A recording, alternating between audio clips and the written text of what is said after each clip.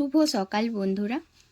আজকে আবারও কয়েকটা দিনের পর আমি মুনমুন তোমাদের জন্য একটা ছোট্ট ভিডিও নিয়ে এসেছি। হ্যাঁ, কয়েকটা দিন দিতে পারিনি বিশেষ কারণে, তবে আজকের ভিডিওটা তোমাদের নিশ্চয়ই ভালো লাগবে। তো বন্ধুরা, তোমরা যারা যেখান থেকে ভিডিওটা দেখছো, আশা করছি ভালো আছো, আর আমিও খুব ভালো আছি। তো একটা নতুন সকাল মানে আমাদের জীবনকে যেন নতুনভাবে রাঙিয়ে তোলে। হ্যাঁ, এইভাবেই আমরা প্রতিটা দিন শুরু করি, আর মনের মধ্যে আশা রাখি এই নতুন ভোরের নতুন সূর্য ওঠা দিয়েই যেন আমাদের প্রত্যেকের জীবন সুখ ও স্বাচ্ছন্দ্যে ভরে ওঠে।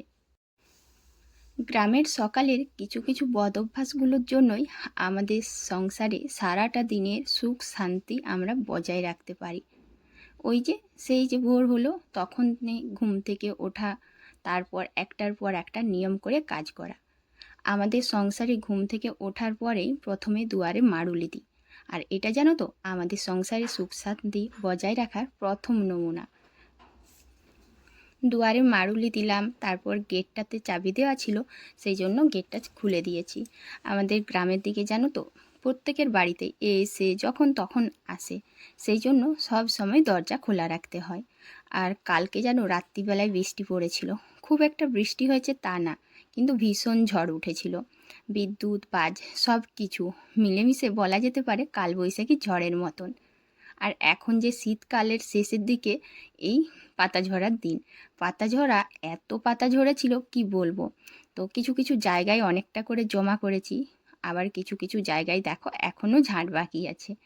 আর এত পাতা পড়েছে মনে হচ্ছে পুরো গাছগুলোর সমস্ত পাতা একদিনেই যেন ঝরে গেল। যদিও এটা তো প্রকৃতির নিয়ম, এই সময় পাতাগুলো ঝরে তবেই না আবার নতুন পাতা সৃষ্টি হয়। আর নতুনকে আমরা বরণ করব কিভাবে যদি পুরনোকে না বিদায় জানাই। তাই আজকে এই পুরনো পাতাগুলোকে বিদায় জানাচ্ছি, যাতে খুব তাড়াতাড়ি করে গাছের নতুন পাতা হয়।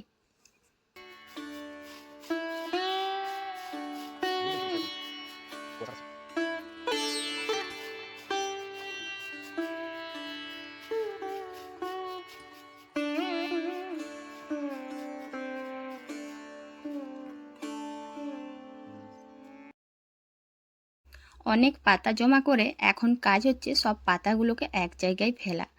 গরমকালের দিনে বা যদি কালকে বৃষ্টি না হতো একটা সুবিধা হতো যে আমি আগুন দিয়ে পুড়িয়ে দিতাম, কিন্তু জানো তো এই পাতাগুলো পোড়ানো যাবে না, জলে ভিজে ছিল কিছুটা, আর অনেক ভেজা আছে। সেই জন্য ভাবলাম রাস্তাঘাটে কেন থাকবে, যেখানে যেখানে জমা করেছি একটা জায়গায় বাগানে ফেলে দিই। এরপর যখন ওইগুলো শুকনো হবে তখন আগুন ধরিয়ে দেব।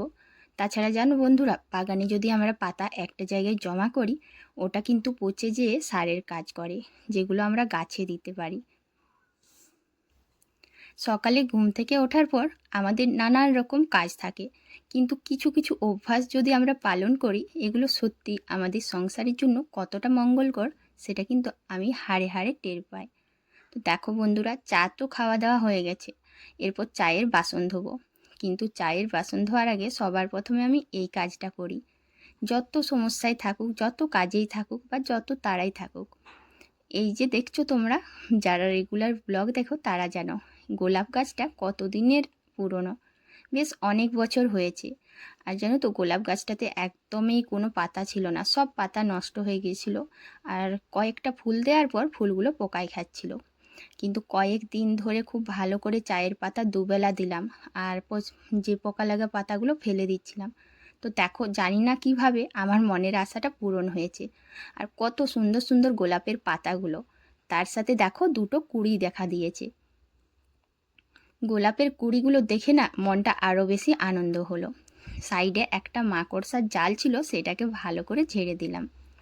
আমাদের গ্রামে জানি না কেন অন্য বাড়িতে কি না, তবে হ্যাঁ আমাদের বাড়িতে জানো তো মাকড়সার জাল সব দিকে হয়। আজ আছে তো কাল নেই, আবার কাল নেই তো পরশু হয়ে যাবে। আর এমনকি গাছেও হয়েছে। তো গাছটা ভালো করে দেখলাম, এদিক ওদিক পাতা পড়েছিল যেগুলো, সেগুলো পরিষ্কার করলাম। সংসারে তো সব ধরনের কাজ করতেই হয়, কিন্তু উঠোন উঠোন কোনো সময় ময়লা রাখতে নেই। তাই আমি গ্রামের পরিবেশে এত এলোমেলো জিনিসপত্রের মধ্যেও যতটুকু পারি গুছিয়ে রাখি, আর আমার এই উঠোনটাকে পরিষ্কার করে রাখার চেষ্টা করি। জানো তো আমাদের সংসারে সবচেয়ে বেশি পজিটিভ এনার্জি থাকে আমাদের উঠোনে। আমাদের উঠোন যদি পরিষ্কার পরিচ্ছন্ন থাকে, কোনো নেগেটিভ এনার্জি আমাদের বাড়িতে প্রবেশ করতে পারবে না। আর নেগেটিভ শক্তিকে দূর করতে পারলে তবেই না আমাদের সংসারে মা লক্ষ্মীর আগমন ঘটবে। পজিটিভ শক্তি আমাদের সংসারে সুখ সমৃদ্ধি নিয়ে আসবে। দেখো, প্রথমেই না ঝাড় দিয়ে আগে আমি উঠোনটা পরিষ্কার করে এখন একটু ফিনাইল দিয়ে ধুয়ে দিচ্ছি। আমাদের উঠোনটা যে আগের মতন আছে সেটা বলবো না। হ্যাঁ, আমি গোবর দিয়ে নাতাও দিতে পারছি না, কিন্তু যতটুকু সামনেটা পারছি পরিষ্কার রাখার চেষ্টা করছি। তাছাড়া আমাদের এই গ্রামের দিকে যেন উঠোনেই বেশিরভাগ কাজকর্ম হয়। তো দেখো, উঠোনটা ধুতে গিয়ে আমার আবার শাড়িটা ভিজে যাচ্ছিলো বলে একটু তাড়াতাড়ি শাড়িটা তুলে নিলাম। সংসারের এই কাজগুলো করার সময় না আমাদের এই হুঁশটা থাকে না, তাই জলে ভিজে কাপড় ভিজে থাকুক বা হাতে একটু কাটা হোক, এগুলোকে অতটা গুরুত্ব দিতে গেলে আমাদের সংসারের কাজ কখনোই এগোয় না। তো প্রিয় বন্ধুরা, এখনও পর্যন্ত যারা আমার চ্যানেলে নতুন এসেছো, ভিডিওটা দেখছো, অবশ্যই তোমাদের যদি আমার ভিডিওটা ভালো লাগে একটু কমেন্ট করবে। আর পুরনো বন্ধুরা, বেশ কয়েকদিন ধরে না আমাদের এখানে নেটওয়ার্কের সমস্যার জন্য তোমাদের ভিডিও একদমই দেখতে পাচ্ছি না। অবশ্যই তোমরা কিন্তু পাশে থেকো আর একটু ভিডিও দেখে কমেন্ট করবে। তোমাদের এই সুন্দর সুন্দর কমেন্টগুলো যেন পড়তে আমার ভীষণ ভালো লাগে।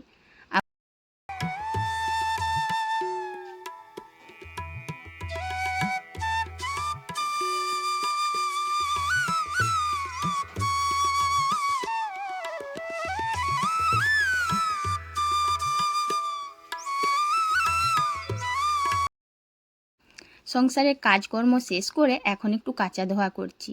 আর এই কাচা ধোয়াটা কলপারে করতে যতক্ষণ না পারি ততক্ষণ একটুও মনে শান্তি লাগে না।